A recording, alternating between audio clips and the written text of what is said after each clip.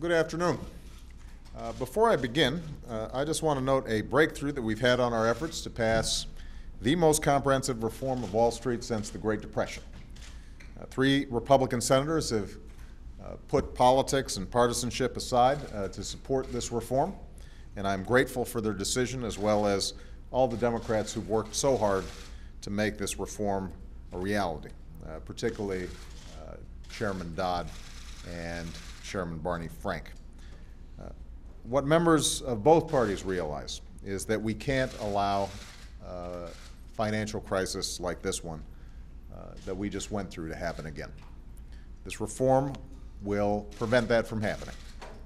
It will prevent a financial crisis like this from happening again by protecting consumers against the unfair practices of credit card companies and mortgage lenders. It will ensure that taxpayers are never again on the hook for Wall Street's mistakes, and it will end an era of irresponsibility that led to the loss of 8 million jobs and trillions of dollars of wealth.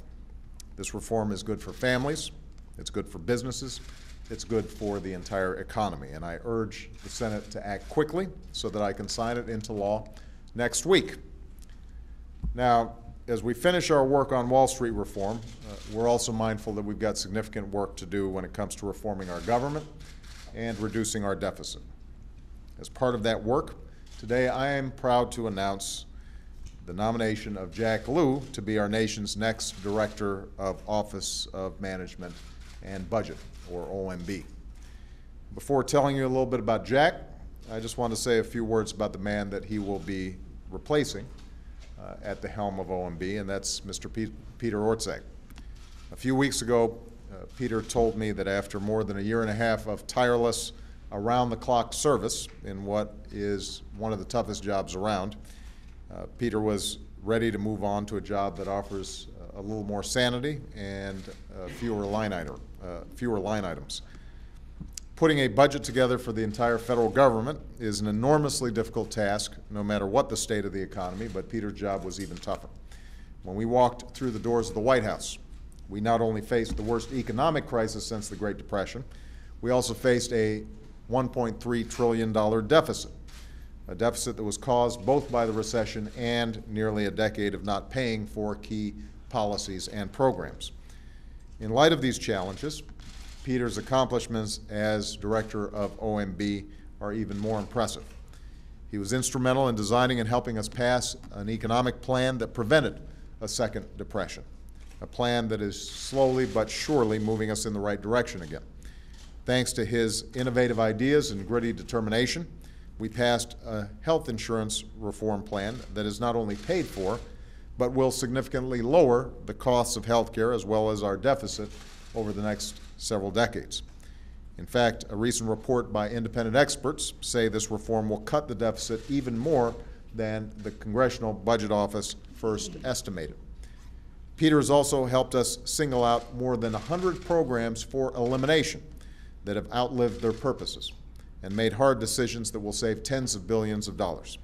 And he helped draft a budget for next year that freezes all discretionary government spending outside of national security for 3 years, something that was never enacted in the prior administration. It's a budget that would reduce the deficit by more than $1 trillion over the next decade, which is more than any other budget in a decade. And I expect that freeze to become a reality next year.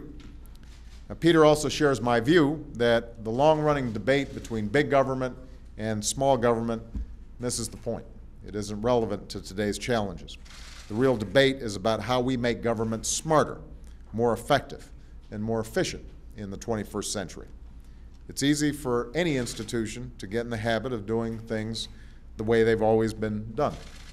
We in government can't afford that habit, not only because it wastes taxpayer dollars, but because it erodes people's belief that their government can actually work for them. Over the last year and a half, we've been able to employ new technology to make government more responsive and customer-friendly, the same way that so many businesses have used technology to make better products and provide better services. As a result of these efforts, today we're creating a single electronic medical record for our men and women in uniform that will follow them from the day they enlist until the day they are laid to rest. We're cutting down the time that it takes to get a patent approved by cutting out unnecessary paperwork and modernizing the process.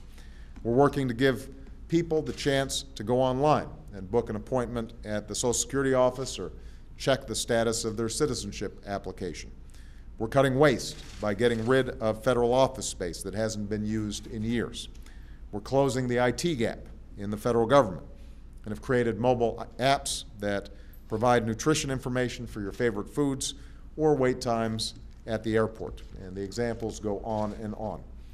Now, inertia is a powerful thing. Constituencies grow around every agency and department with a vested interest in doing things the same way.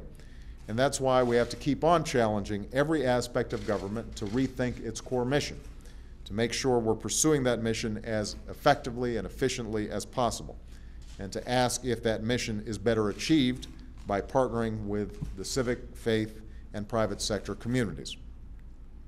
This is a mission that requires some special leadership. And Jack Lew is somebody who has proven himself already equal to this extraordinary task. You know, if there was a Hall of Fame for budget directors, then Jack Lew surely would have earned a place for his service in that role under President Clinton, when he helped balance the federal budget after years of deficits. When Jack left that post at the end of the Clinton administration, he handed the next administration a record $236 billion budget surplus. The day I took office, 8 years later, America faced a record $1.3 trillion deficit. Jack's challenge over the next few years is to use his extraordinary skill and experience to cut down that deficit and put our nation back on a fiscally responsible path. And I have the utmost faith in his ability to achieve this goal as a central member of our economic team.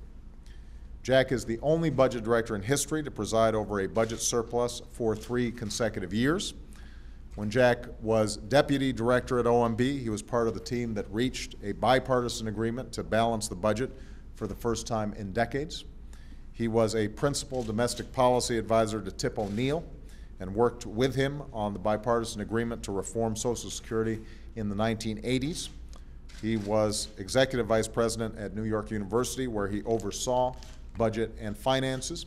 And for the past year and a half, he's been successful in overseeing the State Department's extremely complex and challenging budget as Deputy Secretary of State for Management and Resources.